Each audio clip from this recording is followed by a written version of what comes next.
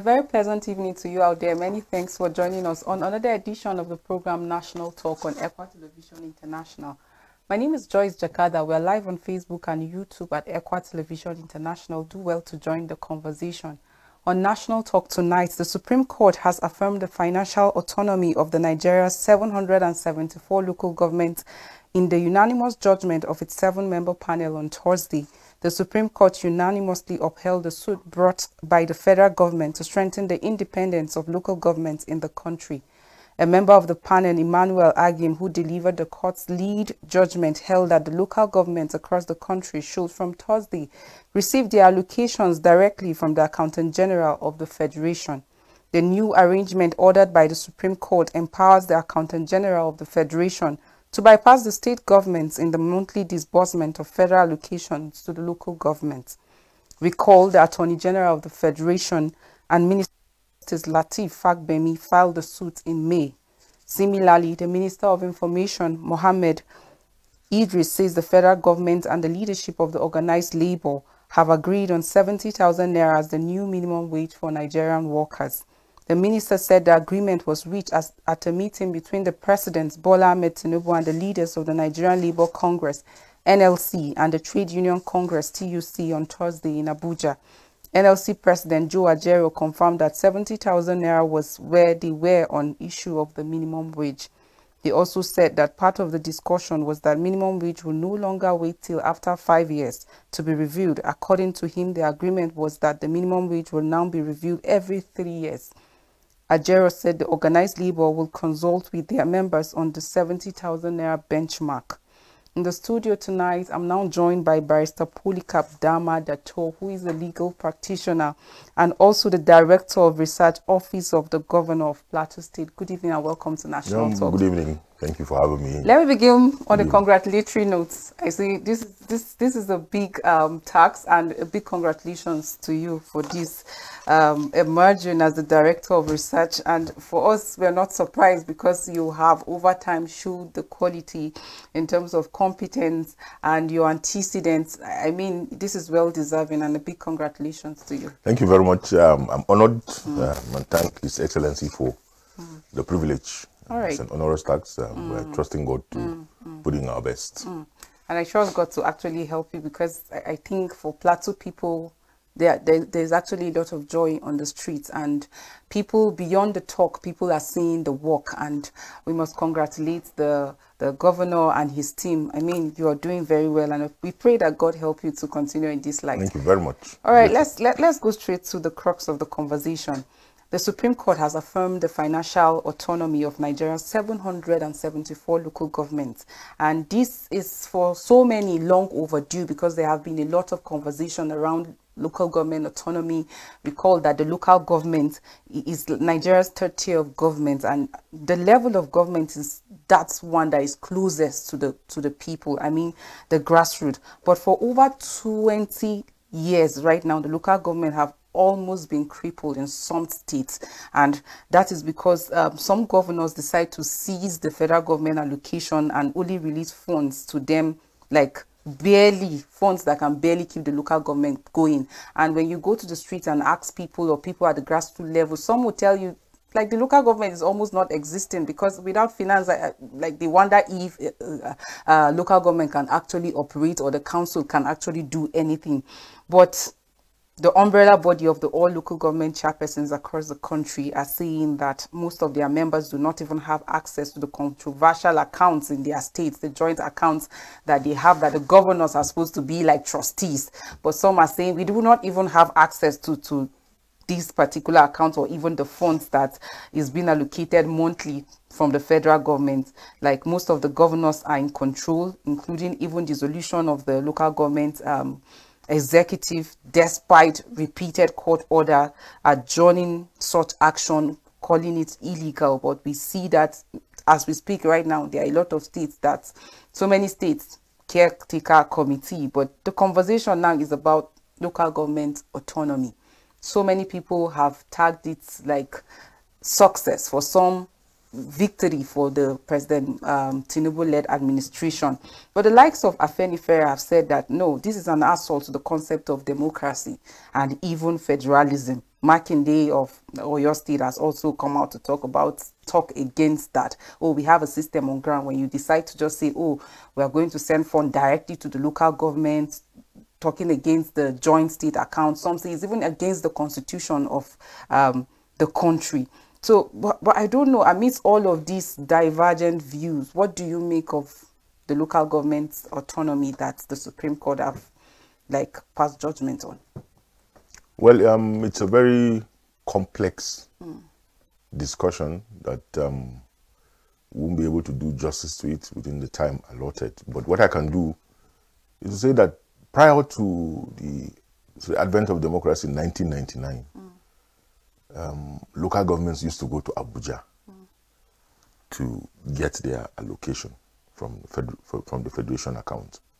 And it became a problem because, imagine all the 774 local government chairmen, or I don't know, the directors of finance or so, having to travel to Abuja every month to get their allocation from the federation account. So it became cumbersome.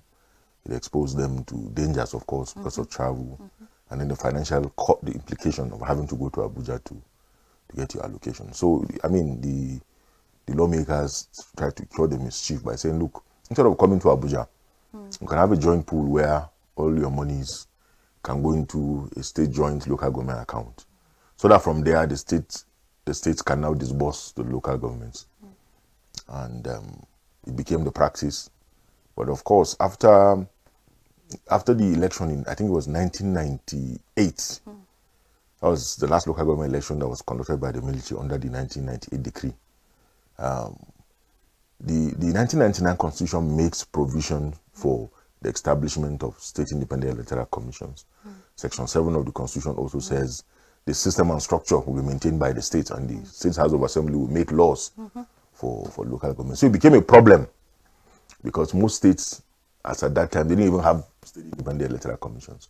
So, and then there was also the uncertainty of the tenure of the then local government chairmen. So it became like an open-ended confusion. So states now resorted to various ways and means of, establishing CX and conducting local government elections. So you had different dates or different terms across the country. And over time, it became notorious that some states completely did not conduct elections. There are governors who stayed for 8 years without even conducting local government elections. Some will conduct for 2-3 years, some will conduct, and then abruptly at some point, because of, they will tell you gross misconduct, issues will come up, and then either the House of Assembly will through their processes dissolve, or the state governors, some of the state governors will just decide to on their own suspend and then set up caretaker committees. So it has not been fine-tuned, so it became a problem, and the local governments now became like just absorbed by state governments. That has been the story in the last 20 years or so in some states. I'm not saying it's the experience in Plateau, but that has been the general trend.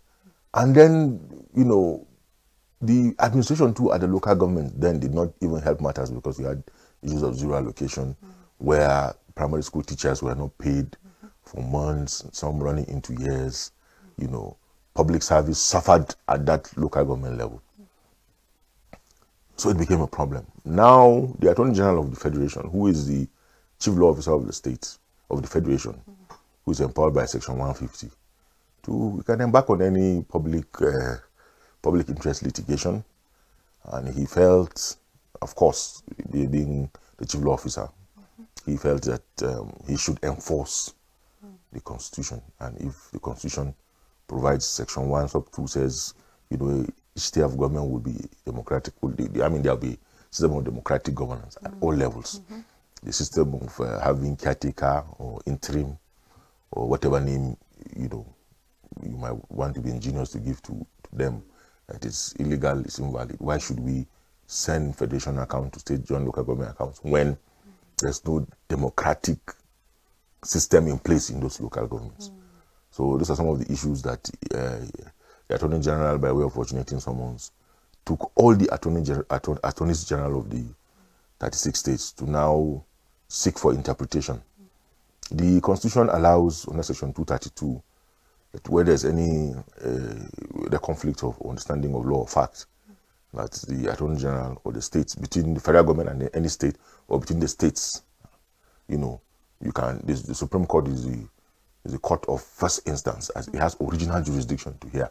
So it's not the type of matter that goes through High Court, Court of Appeal before, you know, the Attorney General can approach the Supreme Court, you know, for interpretation. So it bordered on whether the federal government should continue paying money based on Section 162 of the Constitution, whether federal government should continue paying money into the states, into that pool, whether federal government should continue paying money, whether it's not illegal, when there is no democratic system in place, you know, at that level. The refusal to pay. A lot of people actually raise concern about that. I like the fact that you brought about a system where you don't have democratically elected persons at the local government council, because going by Section 7 of the 1999 Constitution, like the provision is clear there that the council members should be democratically elected, but it's almost becoming like a norm that governors come and set up or establish like interim committee to just take over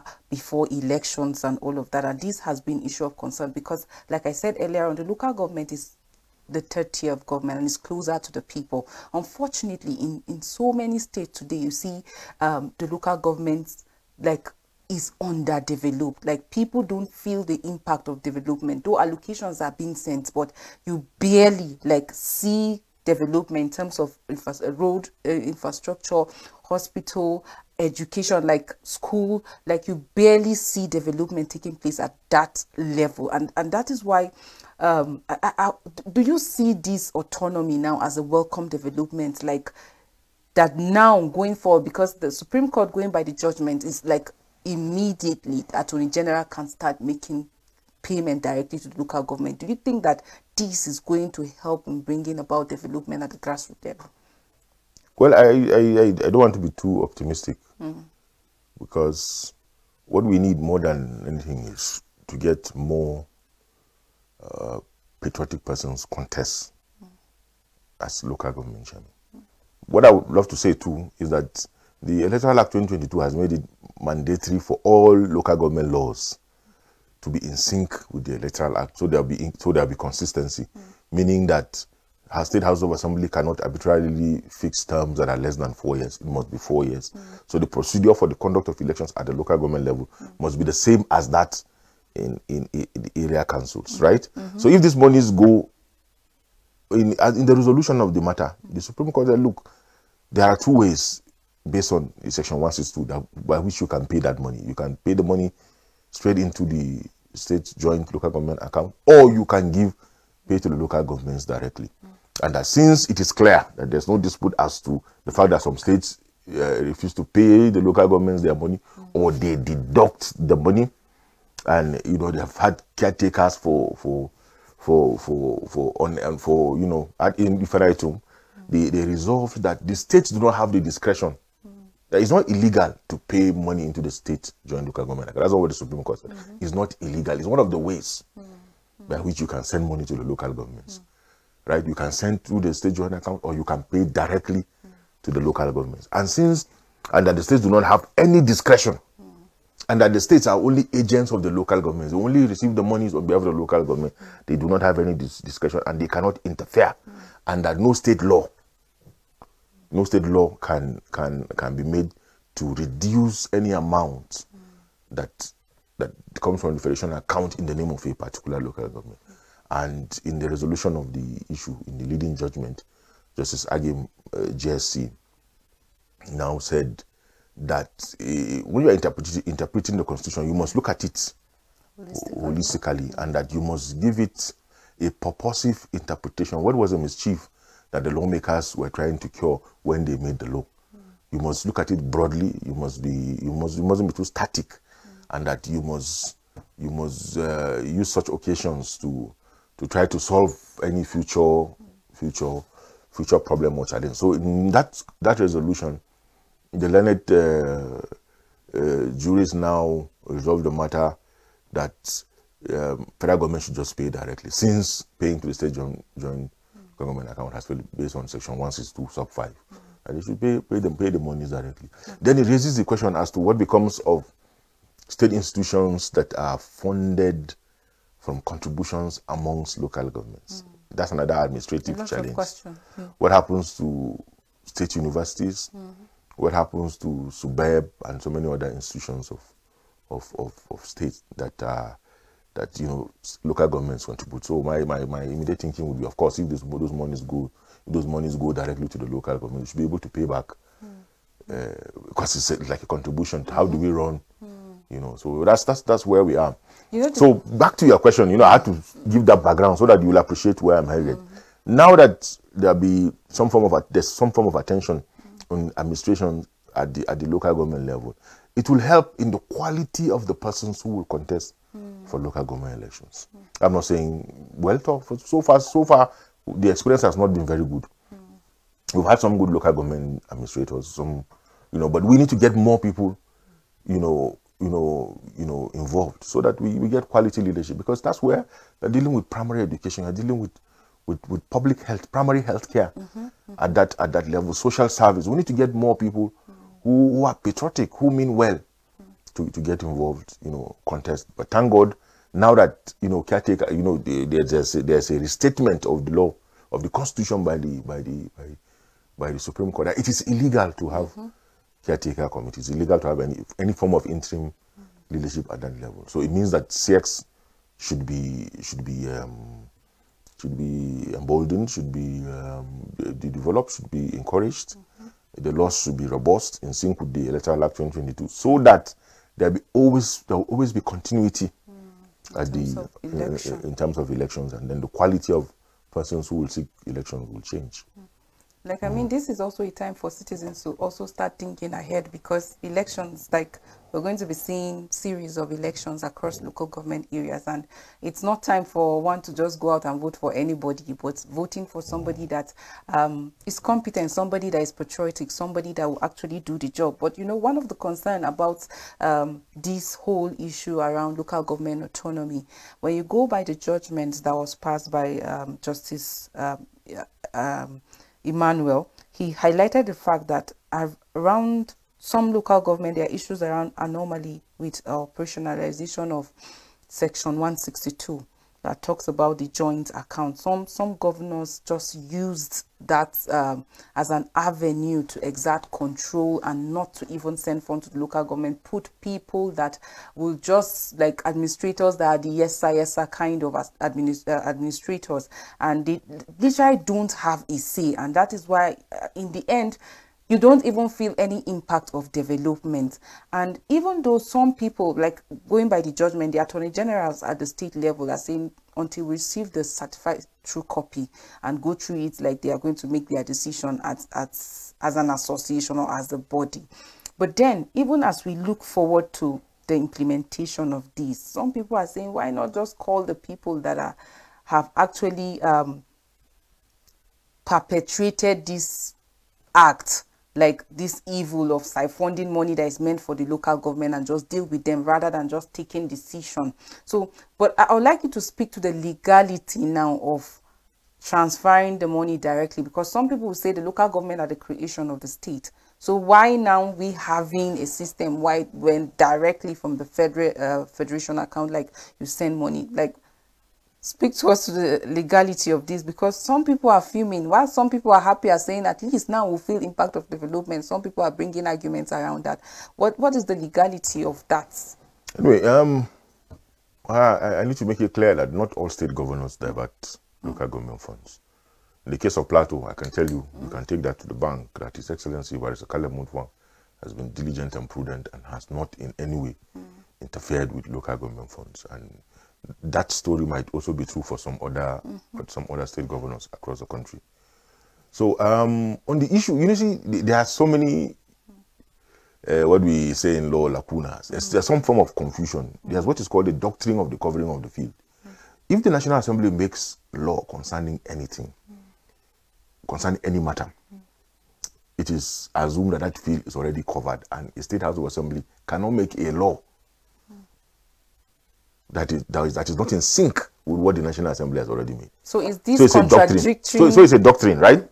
Now you have a situation where you have local governments that are listed in the Constitution, and now the same Constitution now empowers State House of Assembly to create local governments. That was a mischief when the now president, His Excellency President Ahmed Bola Tinubu, was governor in Lagos.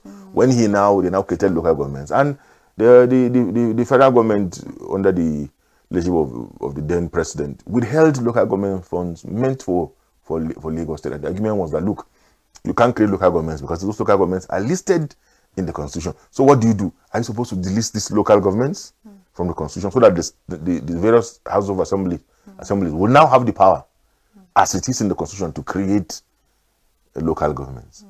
Then this 2023 amendment has now made it in such a way, I think it's under Section 8 or so thereabout, that if a State House of Assembly creates local government, it must be ratified by the National Assembly. So you see, there's we're far in between. We want to have a federal system where the states, whatever, 3 tiers, you have the federating units where they can run their system the way they want.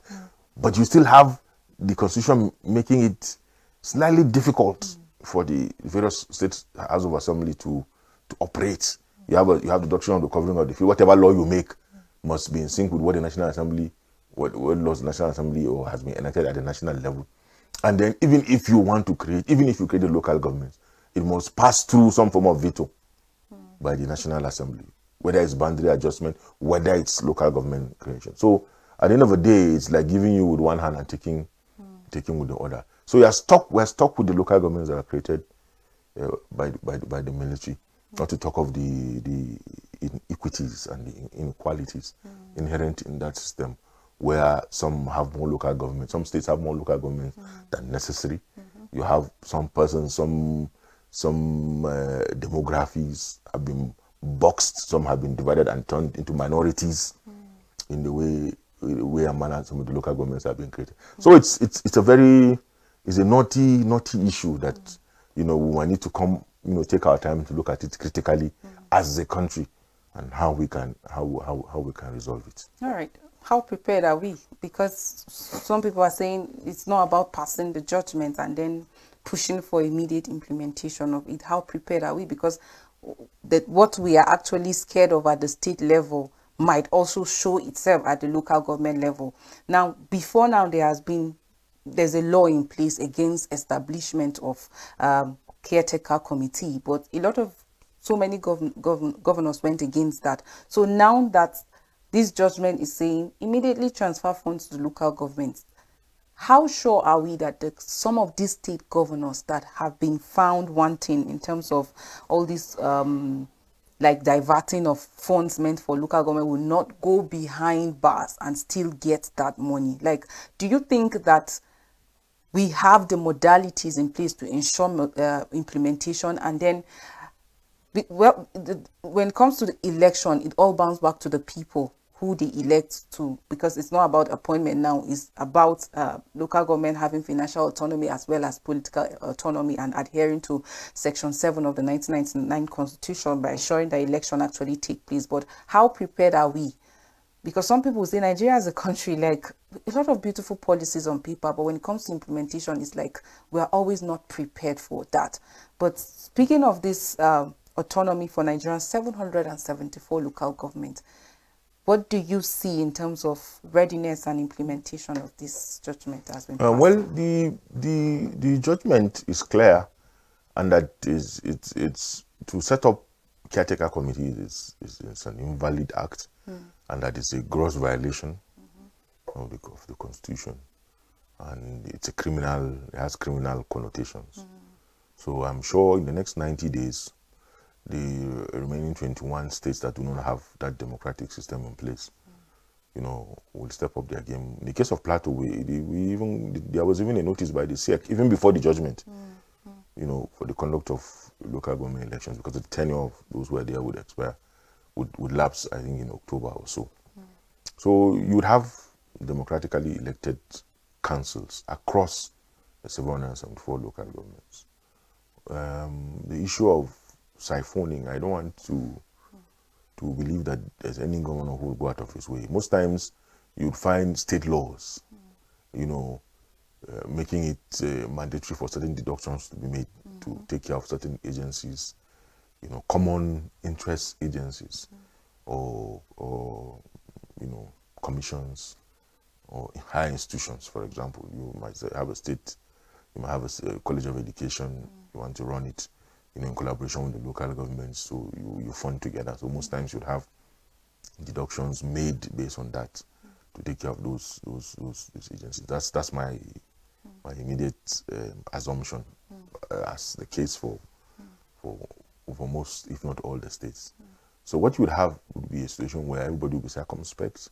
I see the states now, you know, besides the councillors who, I see more impeachment or removal of local government chairmen.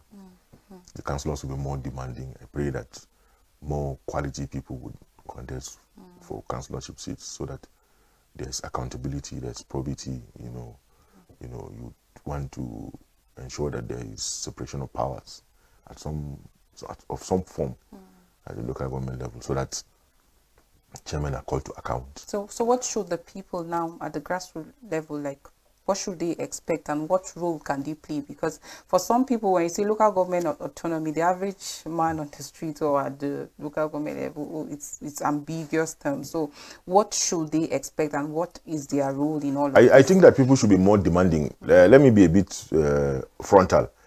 I cannot understand why you would have a director of agric in a local government and then you don't have a farm. I mean, how do you explain that? Someone has a PhD in fisheries and there's no fish farm. You have a director of agric, you have director of works, and then you want to do pit latrine, or you want to renovate a primary school. You have to look for somebody outside. You know, if you understand my point, we must be responsible. We must tell ourselves the truth.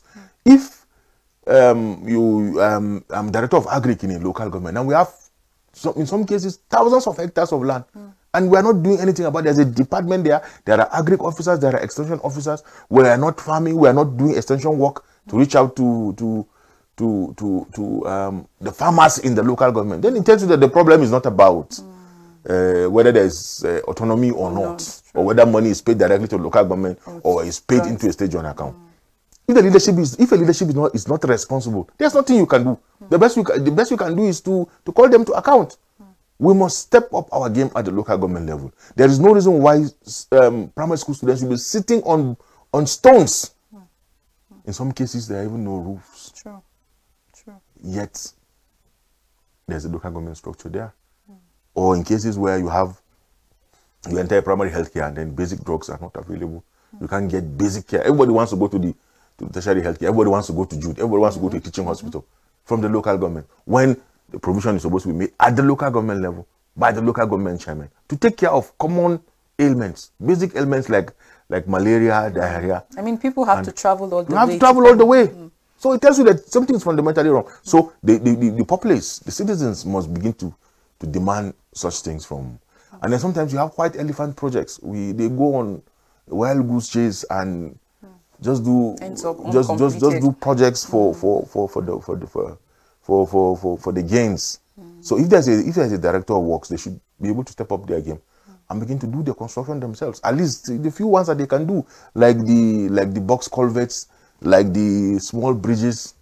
There are bridges that were built by missionaries that are still functional today. True. In the case of Plateau, as an example, schools that were built by them, and they ran those schools very well. You understand? So the directors in the local government must step up their game. If you are a director of health, step up your game. Ensure that, sanitation, water, sanitation and hygiene. All these are basic things that, for as long as you get your salary, it's not rocket science. You get my point. It's not rocket science. So we must also probe the quality or the service that people give at the local government level. I'm not saying it's not an all-out condemnation, but just to say that, look, why don't we just step up our game? Why don't we be more patriotic? Why don't we give people the service they deserve? Because we work there and we are paid from monies meant for everybody in the local government, because those monies are not meant for just the local government chairman and the councillors. It's for everybody to benefit, to create a system that ensures that everyone benefits from what we call the dividends of democracy. Even though there's an argument, because even those dividends have always been there, even during the military. So those freedoms, for me to be able to wake up and just walk into a PHC where I stay, I should just be able to walk into a PHC and take care of basic elements. Just ordinary diagnosis. How many of those places have those basic? You see, that's some of those equipment are as cheap as 100,000 naira. But you will find them in those places. That was why earlier on I said some of the local governments are almost going extinct in terms of administration and then doing what is needful. You go to some of the local governments, like we're just talking about malaria now. They don't have even the equipment to test.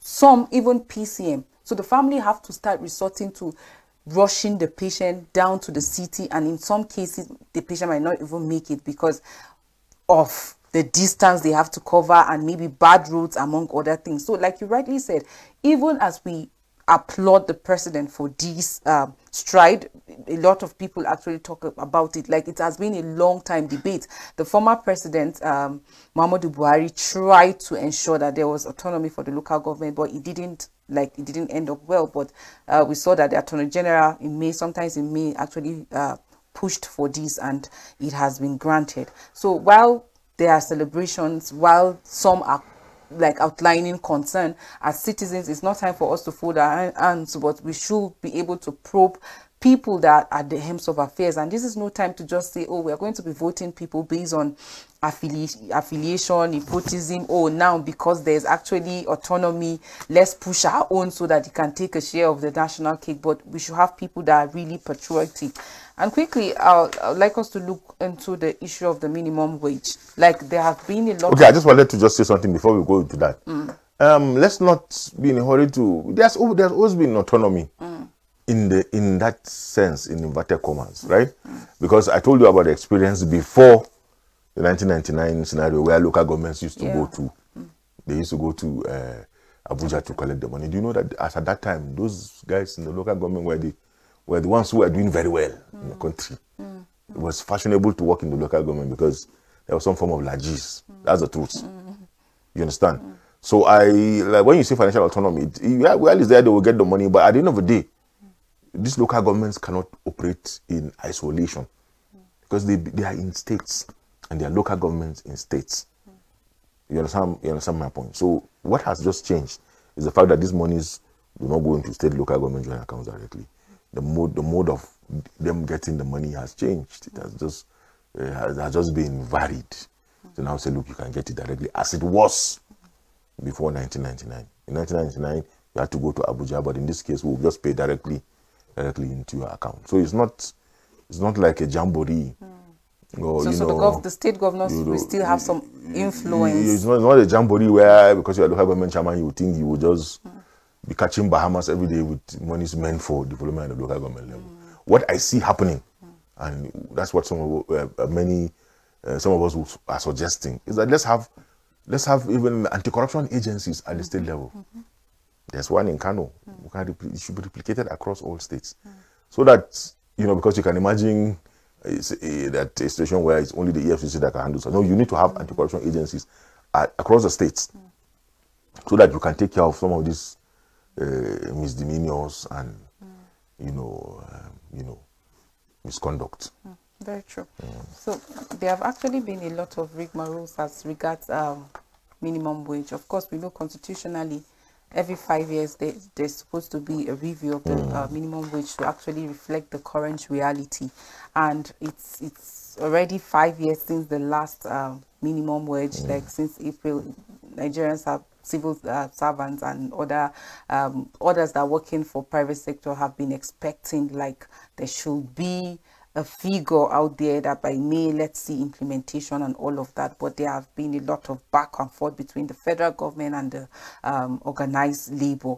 At some point, they went on strike, and some points, like they came up with a figure from 615, it went down to 400. When federal government offered 45,000, a lot of agitations and reactions across the country. People saying that, how can you, with this kind of economy, like saying, oh, we're going to offer 45,000. Later on, federal government offered 62,000. Still, some people say this can barely buy a bag of rice. And what is actually the rudiment of coming up with this 62,000 naira? But others are saying, Labour, can you come out with a realistic figure? Because while we're trying to control inflation amongst other factors, you cannot be coming with this kind of figure. So can we cut our code according to our size? Let's not just, or according to our material. Let's not bring up figures that at the end of the day, we just, okay, in paper implemented, but people are not being paid, or people are being like asked to just leave their job. So, but on Thursday, there's an agreement. Both federal government and the organized labor actually reached an agreement that 70,000 should be the new minimum wage for Nigerian workers. And of course, when we talk about the minimum wage, is the minimum remuneration that is given to the worker, and 70,000 now is the benchmark. Even though the president of the the organized labor, talking about Joe Ajero, is saying Nigerian Labour Congress that they are going to consult with their members about the benchmark that was reached. But for some, this is just a sign of relief, since we are seeing at this time the Minister of Information, Mohammed Idris, saying that federal government and leadership of organized labor have agreed on 70,000. So how does this sit with you? We have reached a benchmark for the federal government, saying, in fact, I even saw how that the organized labor were singing for Tinubu, raising hands and all of that. How does this sit with you? 70,000 minimum wage. Yeah, I don't know at all. Maybe, should I say congratulations? I don't know. I'm not sure. But my take is that we've been here before. This is like deja vu. It's something that it's like a recurring, it's like a vicious circle, you know. And if you ask me, my immediate reaction, now you have asked, my immediate reaction is that I prefer maximum wage, not minimum wage. Let me tell you what I mean by maximum wage. Even if you give the worker 1 million naira as minimum wage, but he pays heavily for education, he pays heavily for healthcare, he pays heavily for staple food, he pays heavily for other basic amenities. There's no point. That's the most sensible argument. Even if, thank God, there's 70,000, people are really suffering. Sure. People out there are suffering, and the level of poverty is annoying, it's avoidable, and people die from some ailments as basic as malaria, and women die from childbirth. This is almost like strange news in developed countries, where a woman goes to give birth and she dies in the process because of lack of proper health care, and the level of infant mortality is high. Why? Even if you pay someone 500,000, assuming that Labour got the 600 and something that they were looking for, don't forget that inflation will catch up with the money. We've had instances that before implementation, prices so in the market what go I would up. prefer for the average Nigerian on the street is for those things that are important and critical, like healthcare, like education. I shouldn't worry about how much fees I should pay for my child. If the child should be able to get good and quality education at the minimum cost. Where are the public schools today? How many of us will be willing to send our kids to public school? So you see, if such areas are taken care of, nobody would bother about increment. If I know that if someone falls sick, you know that there's some form of social protection, that you can go and you have some form of medical insurance to be able to take care of your health, to be able to take care of education, quality education for your kids, so that they can compete globally. Not the kind of education, unfortunately, that we are forced with, where you must begin to think of private education for your wards. If those things are there, and these are things that government can give you, these are things that government can give. We've had issues of ineptitude and corruption over the years. Now we're stuck with the debilitating situations where almost everything is at near comatose. What is happening to public transport? So I should be able to, like the innovation His Excellency has brought in the case of Plateau, where you should be able to, with your card, you don't have to use your own vehicle to move around within a city. Why don't we fix public infrastructure like what is happening in Plateau, where the Plateau Express service has been revamped? where there's also an attempt to also revamp the railway. Once these basic things are there, like what is happening at Plateau Hospital and all that, to take care of the health concerns. Once these basic things are in place, then nobody will be bothered about the amount of what is minimum and what is not, if you know that there's a system in place to take care of you for as long as you are a citizen. You know, it's really a thing of concern, because I recall that following the removal of fuel subsidy, part of the explanation was, a lot of sectors are suffering because of this subsidy. So this money should be channeled to education, to health, and all of that. But even after the removal, what we saw was prices going up left, right, and center, and some people had to drop out from school. And that's why I like to align myself with the maximum wage, because if all of these things are taken care of, the issue nobody worries about. Yes, because people now are talking about even the 70,000. You hear people saying, "Oh, it cannot still buy a bag of rice," and those people at the market are like, they are hearing about, okay, federal government and the organized labor have agreed 70,000. Before you know, prices have security gone for up. Farmers. How many farmers can go to the farm to farm without looking out for their own safety? Once we take care of some of these basic things and even modernize the farming, mechanize it, then the forces of basic economics will take care of itself. With my basic oil lawal, I know that once some of these factors are taken care of, then every other thing will fall in place. It doesn't matter whether it's 70,000 or whether it's 500,000. If I know that I have a card, and if I fall sick or my dependents fall sick, they can walk into the hospital, get good quality treatment. Because one thing to say you go and pay 10% because you are under any form of medical insurance. It's one thing to say you are paying 10% at the medical facility. It's another thing for the service to be quality, to be quality service, and it's another thing for it to cover everything. God help you. These days, what we have is that you have a health insurance, but you go, they tell you, right? It doesn't cover ABCD. Yes. And God help you, you don't have any failure of any of the organs. It becomes a big problem entirely. So, and the resources, God has blessed Nigeria. True. Nigeria is a blessed country. Nigeria is, you can't explain Nigeria. God's hand is on this country. And he intentionally gave us this wealth for the benefit of the people. And unless our leaders rise up to the challenge, we would keep going around in vicious circle. Thank God for the governor of Plateau State. We see some form of patriotism and desire to ensure that these things are put in place for the betterment of the people. So it doesn't matter whether you are paid 70 or 50 or 200. If the minimum is 70, how many people are in the public sector? How many people are employed by government? What about those in the private sector? What becomes of them? How many of their employers can raise that money to pay them? What that means is that it is the average consumer that will pay. That's true. If you have to meet up that, you must look for ways and means. In fact, even the 70,000, you can take it to the bank. Many states cannot pay it. Some have even been struggling with the 35,000 naira, not to talk of doubling it and all that. Of course, most states must also look inwards.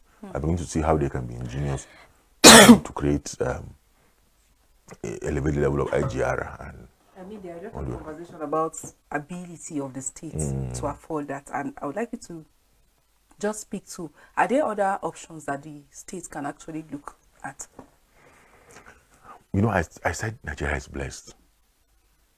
I can tell you here without any sense of exaggeration, there is no state in this country that you will not find one or two endowments, whether it's mineral resources, whether it's human, whatever, that state can run Nigeria when well utilized. So the challenge we really have is the issue of this exclusive legislative list where everything is at the center. States should be more ingenious, and some items should be moved from the exclusive list to the concurrent list. Worst case, concurrent list, so that more states will have that autonomy, since that's the language in vogue now, to be able to manage its own resources. That's the true federalism that we have always agitated for. True federalism, when states have autonomy to be able to manage their resources. I bet you with good leadership, these things will be a thing of the past. I'm not saying that even the way it is now, I'm not saying that it is not possible to to hit the ground and do extraordinary things. Even the way Nigeria is constructed, I'm not making excuses, because my belief is that there is no system that has failed in the world. Meaning that if it's not about the system, but it's largely about the players in the system. It is possible to raise IGR. It is possible to pay salaries without going to Abuja. It is possible. It is possible to build critical infrastructure without going to Abuja. It's possible to turn Nigeria even more than Dubai. It's possible. It's doable. It's about looking inwards, about production. It's about, there's, as Christians, there's this story of Jacob and Esau. There's the Esau economy and there's the Jacob economy. I learned that from Dr. Mensa Otabil. We're talking about the Esau and the Jacob economy. The Esau economy is the one that just takes. He's a hunter. He goes into the bush, whatever he sees, he kills, he eats it. And he even used Nigeria as an example. You say, Nigeria, we have crude oil. We have never refined our crude oil. Yeah. We export crude. That's the Esau economy. But the Jacob economy is the one that sits down, that takes the animal, rears the animal, adds value on the animal by making soups, by, so if you ask an Esau, give me meat, you'll have to go and hunt for it. True. But a Jacob, you ask Jacob for meat, he has a meat within the house because he has created value. He has added value to the crude. That's what we need to do. We need to add value. So it's the conversation shouldn't just be about increasing minimum wage, and then I know a lot of state governors now are thinking, how do we pay this fund? But I'm particularly concerned about the government agency. A lot of times when you go to some of these parastatals, like almost nothing is taking place. People just go, they just sit. After an hour, 2 people go back. How can productivity be ensured? How can we get value? Because you're talking about Nigeria as a country is blessed, not just with natural resources, but even human resources. So how can we utilize that to translate to value? And at the end of the day, we wouldn't have to struggle, because not you thinking of how to pay people and then you don't get nothing coming out of the system. So how can the state governments, beyond thinking outside the box of raising money, now how can we get productivity from some of this or all of these parastatals? It's very easy to sit down and say the civil service is bloated. There's redundancy within the civil service. It's very easy to sit down and say that. But when you look at the flip side, it appears as it's a form of, what do you say? The civil servant will tell you, look, I'm redundant because you have not given me work to do. He flips the argument on you. Now, if you say I'm redundant, have you given me work and I have not done it? And most times you find you go to work and you stay from morning till evening, nothing is happening. You're just reading newspapers or chatting or, taking fura under 1 tree like that. So there must be some form of overhaul. And from my little observation, I might be wrong, you find that even within government work and activities, some persons are sidelined or marginalized because there's a tendency for an average civil servant to see the opportunity to work or to deliver service as a money-making venture rather than an opportunity to provide service. That's why you have situations where buildings are collapsing. Someone is supposed to supervise a building, and then you're supposed to put 10 pillars, you're supposed to put a certain number of rods and number of, you compromise it because you want to make money. So you have a situation where everybody is scrambling to do the little work that is available, and some persons who even have the competence are not even allowed to get involved, and they become redundant, not because they don't have value to add, or not because they are not because they are not willing to work, but because somebody doesn't want them to work because he sees the work as a money-making venture. So he excludes persons who have something to offer. For example, the construction is supposed to take place, and government supervisors are supposed to be there to supervise to ensure that the proper thing is done. The job goes on and on without any form of supervision from the civil servants that have been recruited to do the supervision. So they stay in the office, or the organ tells them, look, go and do something. They end up going to looking for, and then they come back and they cook the book and say, instead of putting 10 pillars, they will say, instead of putting 10 pillars, they put 4 pillars. And they compromise the work.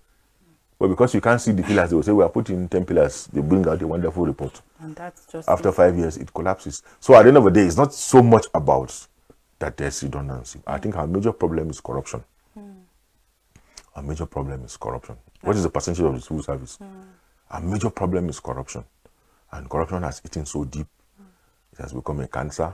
It's if we can solve the corruption aspect, we would have solved 90% of our problems in this country. We can solve the issue of corruption. We have solved 90% of our problems. Because imagine a local government getting 600-700 million in a month. What does it take? And sometimes you see infrastructure decaying, nobody is looking at it, nobody is bothered. And the typical question to ask is, if this was your father's house, would you have left it that way? If your father died and left 10,000 hectares of land, will you leave it like that and not do anything on it? As a director of agri, even when monies are being allocated, people just like, it's for my personal use. 50% cut out or 60% cut out and just 40%. It's near criminal. It's criminal. And I think the law enforcement agency or the EFCC need to do a lot. Okay, it brings us to another issue too. Is there an EFCC office in Jos, in Plateau? Can you fight corruption without being on ground?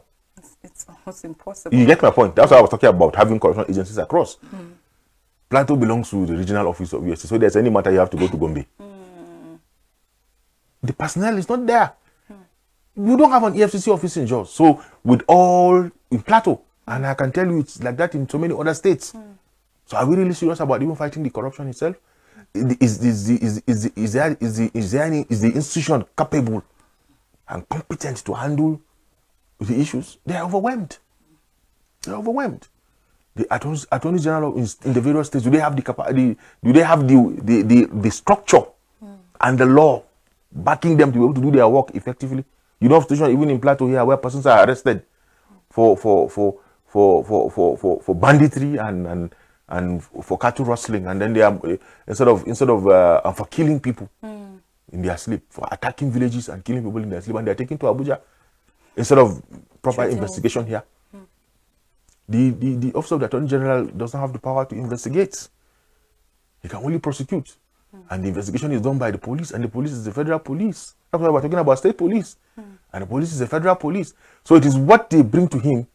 It's the file that they drop on his table that he can look at and see whether he can prosecute or not. If he decides to hide some of the evidence or destroy the file or not even bring the file to him, there's nothing he can do about it. So what do you make of the part that the president actually played in all of this? Because we're talking about the minimum wage, the agreement that has been reached between the federal government and organized labor. You know, there were a lot of fears as regards protests, as regards strike and all of that. In fact, some Nigerians like, we're tired of all this back and forth, shutting down of the nation and all of that. Like, can we reach an agreement? Now, for some people, the president has actually been applauded, because we saw that after the meeting, there were some forms of agreement. Labor union, after all the agitation, they were singing and applauding the president. What do you make of the role of the president? In fact, he has also made commitments now that this minimum wage will not be reviewed 5 years, but 3 years' time. So what do you make of the role that he has played? For some people, they say, oh, this administration is a hearing administration, like they listen to the plight or the cry of the people. And we just saw the role that the president played in all of this. And for the common man, it means there's not going to be another strike or protest. One thing that you cannot take away from the president in the last 1 year or so is that the president is responsive. When people complain, he listens and he responds to it. And in fact, even if it's not perfect, but at least you see the attempts. Beyond the labor, sorry to chip in, he also asked that the issue of SANWAN has to also be taken care of, talking about him being a listening president. So what do you make of his role? And then looking forward, we spoke about corruption and some of the gaps that need to be filled. Like, what should be done? Well, the president is the father figure. He's the president of the country, and he's a very experienced leader. He has served at different levels, at the level of governor, senator, and today president. And being responsive is one of the key ingredients of leadership. Be able to listen to the people. When the people cry, you listen to them. When they say this is, because sometimes as a leader, it's very easy for you to be lost with your head in the clouds and not be in touch with reality. You know, it's like someone who has a car, he always drives in his car, so he doesn't know what's the cost of public transport, keke napep, and the challenges people go through. So sometimes it's very easy for you to be removed from reality. So we applaud the president, His Excellency President Bola Ahmed Tinubu for responding in a fatherly manner and for being concerned. I mean, it shows for being concerned, and even though it might not be what people expect, but the attempt is there. Our only prayer is that those who are around him will give him the necessary advice they need. You know, sometimes the leader might even have good intention, but the people around him might sabotage or might want to mislead. So we're trusting that it will get better, and then the pangs and the pains that Nigerians are going through will be ameliorated and alleviated, and that it will get better. But my major concern is the security concern. If we can handle the issue of security, even if your salary is 50,000 naira, and you can pay for food. Or a situation where the farmer cannot even go. When the farmer cannot go to the farm, now, and for how long will we keep importing? Sometimes some of these imports are dead food, foods that are expired, rice that has been there for 15 years in a bag. They will just polish it, bring it here. You'll be taking chaff. It's like taking sawdust, largely. So we need to do something about security to ensure that our farmers go back to the farms, that it is mechanized, so that regardless of how much you earn, if the economy is robust, you don't have to even work with government. People are thriving in the private sector. The propensity to buy and to save is there, and you can go to the farm yourself. And farming is one of the most lucrative businesses or endeavors anybody can engage in. I mean, the quest for working with government just tells you how the environment is actually not enabling, because ideally should be trained to think of meeting needs in the society, but people go acquire knowledge in universities or at the higher institution and thinking of working, like getting employed rather than being an employer of labor. And like you rightly said, a lot of factors need to be considered. Issue of insecurity, issue of corruption, all of these factors have to be dealt with if we want to achieve and get a robust, economy. And like you rightly said, maximum wage is also important, ensuring that other sectors are working that way. Like, people don't have to bother about minimum wage. Really appreciate you for your perspective on National Talk. And to our viewers out there, I want to thank you so much for staying with us on today's edition of National Talk. Remember that democracy is a theory that the common people know what they want and deserve to get it. Until we come your way next week, you stay blessed.